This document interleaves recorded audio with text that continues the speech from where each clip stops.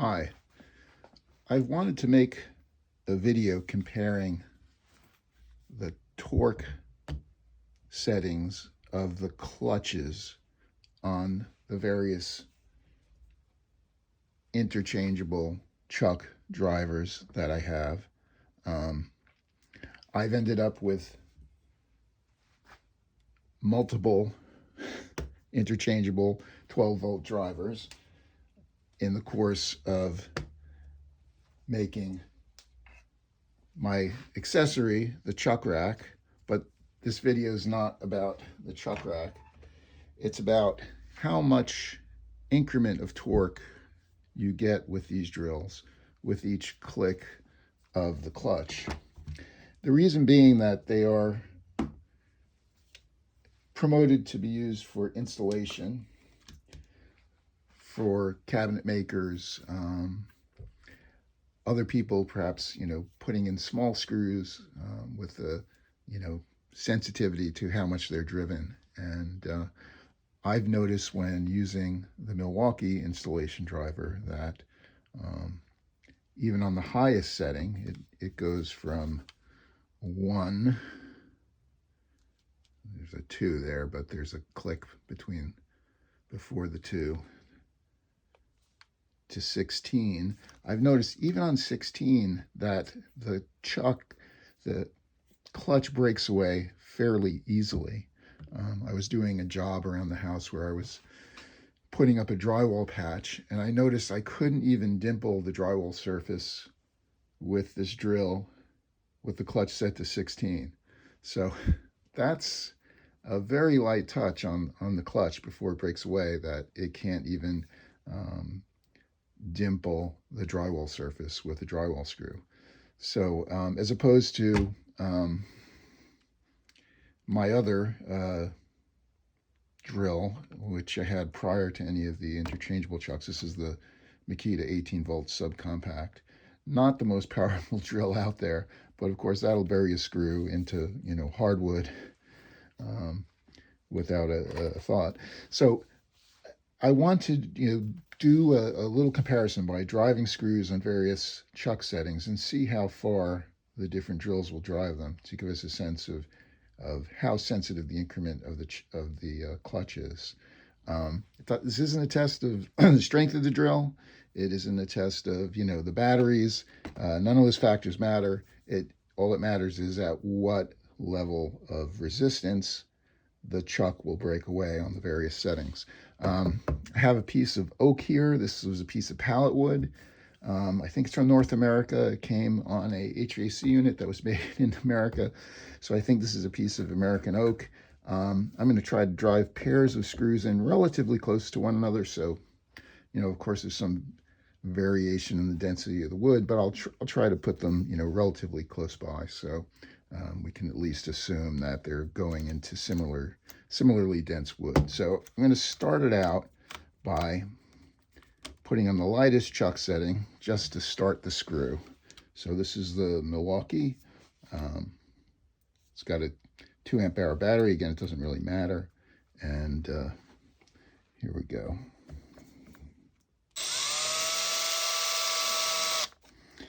And I have that.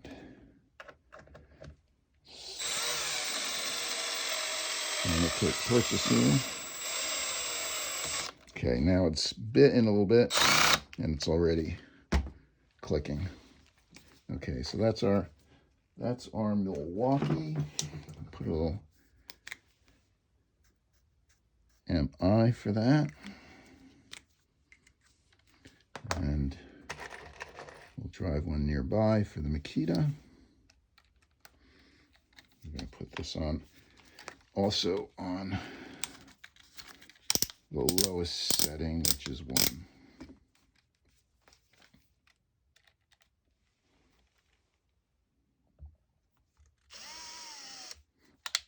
Going the wrong way from backing them out.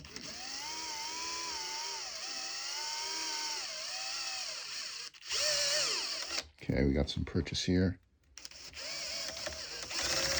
Okay, that's breaking away. Okay, so these are 1.25 inch drywall screws, coarse thread. nothing special. Now, the Milwaukee has one, it's not marked, but there is a click before the 2. 1 to 16 versus the Makita has 1 to 20.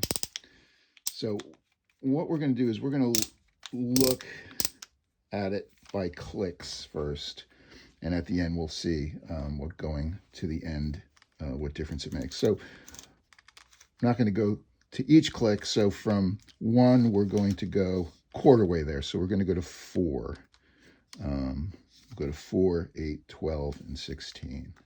Okay, so this is the Makita screw. Put an MA there.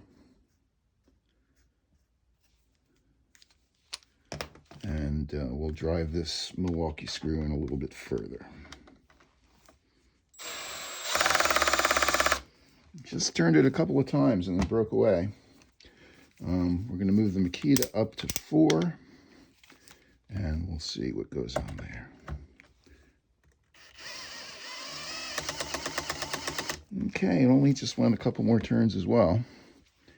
We'll bring the Milwaukee up to 8. And we'll drive that one a little further. Just a couple more turns on that. And we'll bring the Makita up to 8. And we'll see how far in that goes. All right, a couple of turns. You can already sort of see the Makita screws in a little bit further. We'll go up to 12 on the Milwaukee.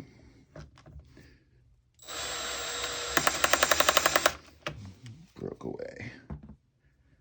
And then 12 on the Makita.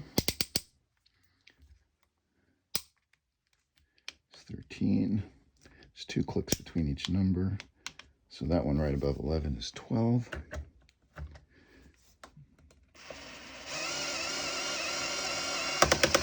Okay, that went a couple of turns, but you see the screw's already much further in than the Milwaukee screw.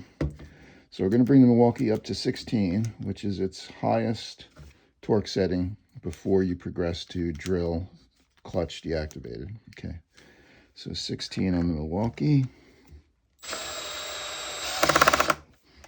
There you go. And then we'll bring the Makita up to 16, which is 1 click before the 17.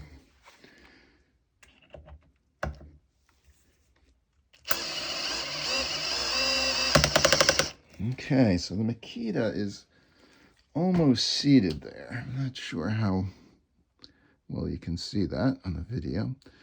And I'd say the Milwaukee looks like it's 3/4 of an inch out. The Makita is 1/4 of an inch out. So, right, that doesn't mean that this drill is stronger than that drill. That's not what we're seeing. What we're seeing is that each click of the clutch on the Milwaukee installation driver is a smaller increment of torque difference than it is on the Makita. And because the Milwaukee tops out at 16, that's as much clutch action as you're going to get out of that. The only way to drive that further is to turn the clutch off completely, and then it's your reflexes versus the screw to not overdrive it, if that's what you're doing. But if you're doing fine cabinet work or any kind of fine detail work, that gives you much more control over the amount of torque that this is going to put on a screw, and makes the Makita look, sort of brute force by comparison. So if we just move the Makita up to its highest setting, which is 20, comparable to the highest setting on the Milwaukee, it's probably going to drive that screw all the way in. Okay, it is still a little bit proud of the wood. It didn't bury the head, but now just to prove my point, this Milwaukee has no problem driving that screw. Yeah, and I just put it down flush with the top of the wood. So it's not a measure of strength. It's just a measure of the sensitivity of the clutch. This will pull the Makita screw out, no problem. So we'll just get rid of those used screws. And now let's compare it to the Bosch, which has been at these interchangeable chucks for longer than Milwaukee has. And we're going to do the same routine. We're going to start at 1. Now, the Bosch has 20 increments, just like the Makita. So we can go sort of head to head on it. Dial the Makita back to 1. All right, and we'll start a Makita screw right here.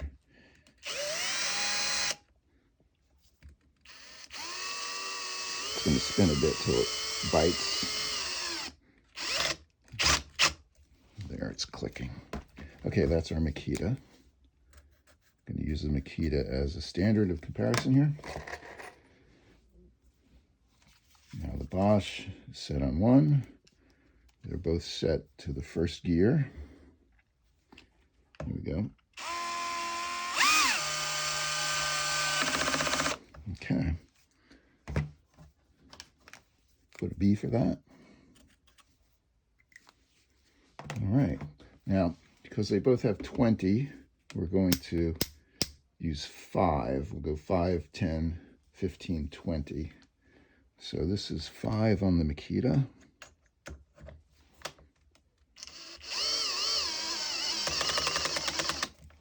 Did a couple of turns there. And we'll go to 5 on the Bosch.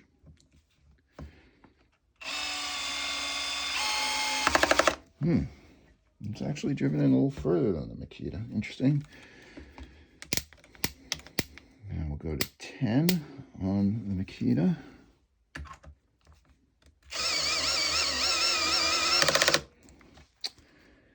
Okay, and then move the Bosch up to 10.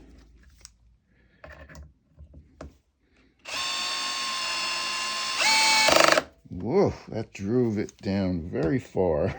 Consider we have 15 and 20 to go. Okay, we'll take the Makita up to 15. Here we go.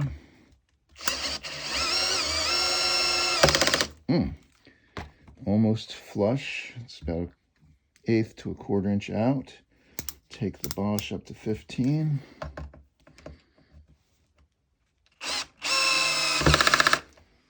I'd say it's a hair lower than the Makita. And then we'll take the Makita up to 20, which we had tried on the other one. Okay, it's still a little proud, but the bugle head has started to dent the wood. And the Bosch on 20.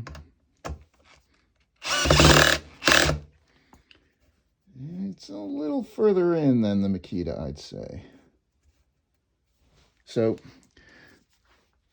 the Bosch has a little bit larger jumps for each click than the Makita does. And again, both of these much greater jumps than the Milwaukee. Okay, so I'm going to back out these 2 screws.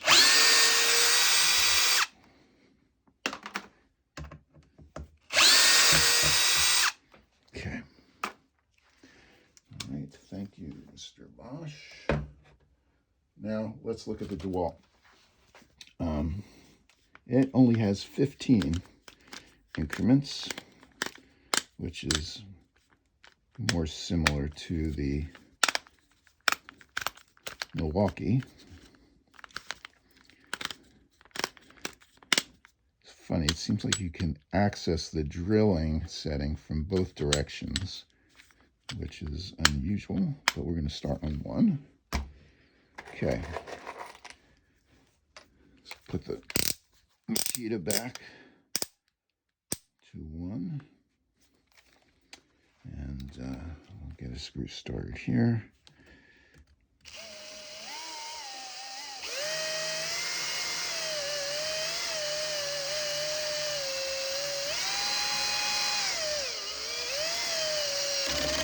There we go. All right. That's our Makita. Put MA again. DeWalt.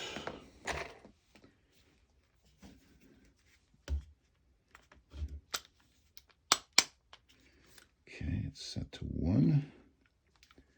We have it on low torque, low speed. Here we go.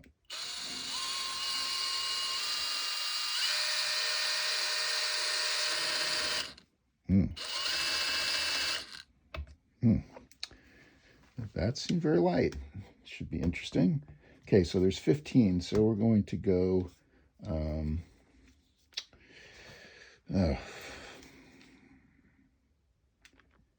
let's see. We'll do 4, even though that'll leave us a little short. The Milwaukee had 16, so it divided evenly into steps of 4. But we will do the DeWalt on steps of 4 as well. So we'll put the Makita up to 4. And we'll advance their screw. Oh, forgot to label that. DeWalt, we'll do DE.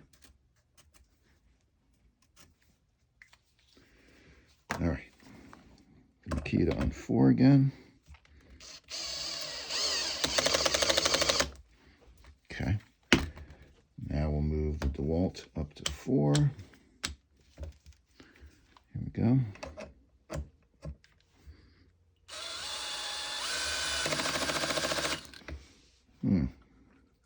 They're very close.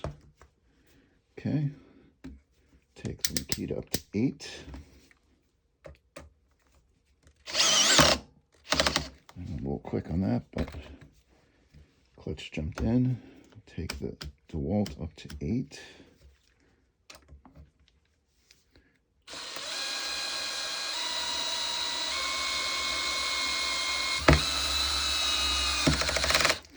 Whoa, that is very unusual. It drove that way down on 8. And we will go up to 12 for the Makita.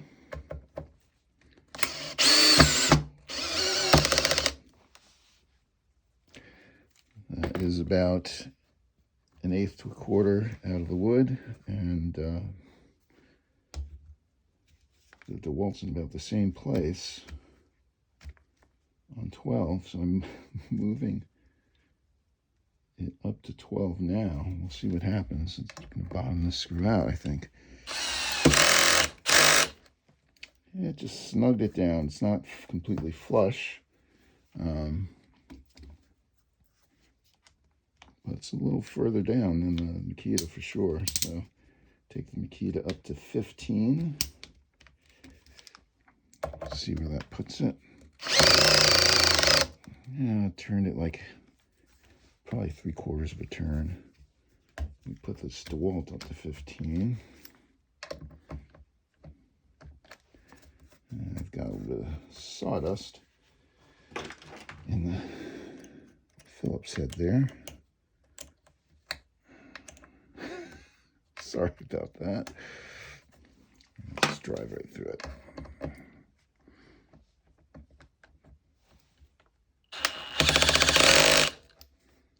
And it didn't really move it much more. It's probably as far as it's going to go.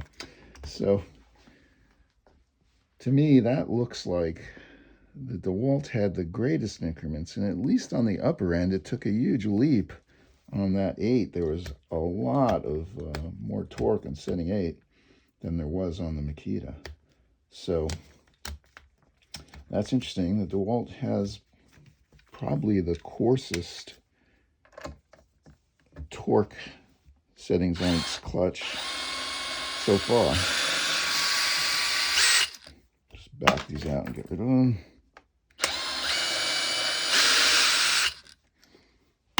Powerful. Okay, one left. This is the Metabo, the brushless interchangeable chuck. It has 20 settings, so we'll just go head to head with the Makita using increments of 5. So start at 1, and we'll bring the Makita back to 1. There we go. That's 2, that's 1. All right, get it started.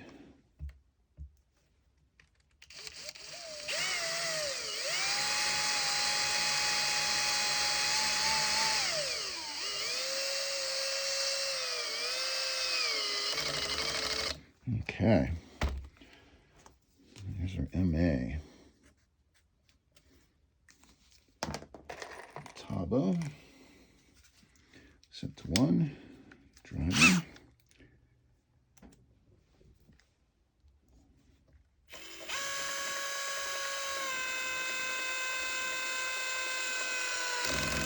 Okay. Do ME. M's are apparently the overriding preference in tool names. Okay, we're going to step up to 5 on the Makita. Here we go. And drove it in pretty far. Probably went down like 1/4 of an inch. Okay, we'll take the Metabo up to 5. Let's see what it does.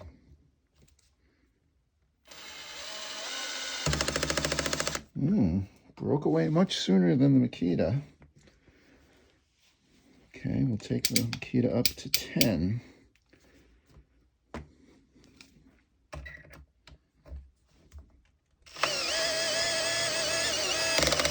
And then 1/4 inch of the surface on 10. Okay, Metabo to 10. Let's see what it does.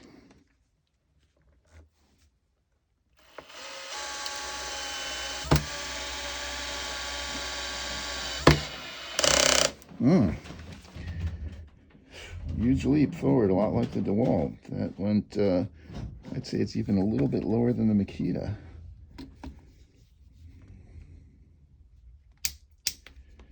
Take the Makita up to 15. Not even halfway there. And it's not bottomed out, but the bugle head is pushing into the wood, and it's stopped there. Okay, 15 on the Metabo.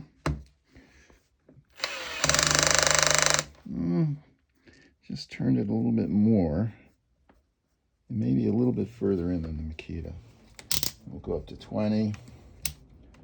Not much we're going to learn here. It's just going to cinch it in a little bit more.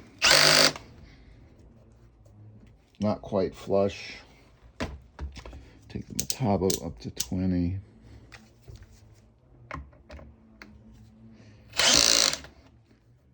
And probably flush. So, conclusions. Number 1, the Milwaukee has a very small increment of torque per click on their clutch ring, which is great for doing small screws and sensitive finish work, but you're not going to be able to get much use out of the highest setting of the clutch on bigger screws. Any place where your torque's going to exceed that relatively light top setting, you're on your own, driving without a clutch. The Bosch was very, very similar to the Makita. Had a pretty even range of increment of torque for each click, which was the most like the Makita. The DeWalt and the Metabo were kind of similar, that they seem to have a pretty sensitive range on the lightest torque settings, but once you got to the middle, then it took a huge leap forward. Much more torque was being applied before the clutch broke away on the upper half of the range compared to the lower half. So they may have purposely made like a high torque range and a low torque range, as opposed to the Milwaukee definitely seems to have an even progression, ending at a relatively light torque setting. And the Bosch, more like the Makita, seems to have an even range from the bottom to the top. Okay, hope that was helpful. Let me know if you have any questions in the comments, and we'll chat about it.